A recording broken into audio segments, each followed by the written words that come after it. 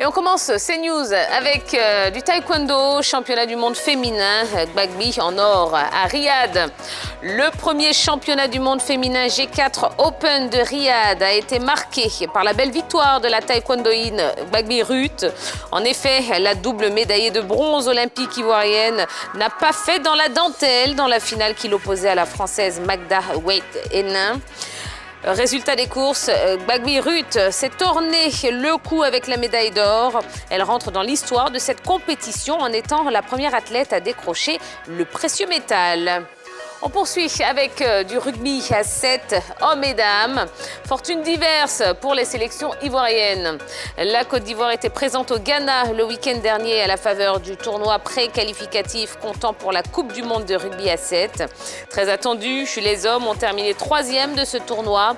Le résultat n'était pas plus fameux chez les dames, classées 4e au terme de la compétition. Les éléphants, hommes et dames, sortent de ce tournoi, synonyme d'élimination à la Coupe du monde de rugby à 7. Prévu en Afrique du Sud en 2022. On continue avec du rallye. Loeb Helena, c'est terminé. Sébastien Loeb et Daniel Helena ont mis fin à leur collaboration. C'est définitivement l'histoire ancienne entre ces deux pilotes qui avaient passé 23 fructueuses années ensemble. Sébastien Loeb et Daniel Helena ont annoncé qu'ils couraient plus l'un à côté de l'autre, ni en rallye raid, puisque Loeb prendra le départ du Dakar en compagnie du Belge Fabien Lurquin, encore moins en rallye où le Français aura un autre copilote, à savoir sa compatriote Isabelle Galmiche. Et puis, notre page football, ASEC Mimosa, Amane Romeo signe en Suède.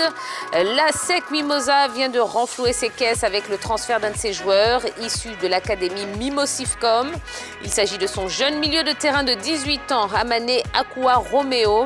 Ce dernier s'est engagé avec le BK Haken, club de première division, pour une durée de 4 ans. Il retrouve dans cette formation Traoré Beni Adama et Adjoumani Yannick, tous deux formés à l'académie Mimosifcom. Direction la Belgique, Ali Sanogo a rejoué, gravement blessé au genou à l'entraînement en juin 2020. Sanogo Ali a renoué avec la compétition le week-end dernier à la faveur de la réception de Saint-Tron en championnat, soldé par une victoire, 2-0. L'ailier de charme de RFK Seringue est entré à la 87e minute de jeu. Quelques minutes lui ont permis de retrouver le sourire et de s'adonner à ce qu'il sait faire de mieux, à savoir taper dans le ballon rond.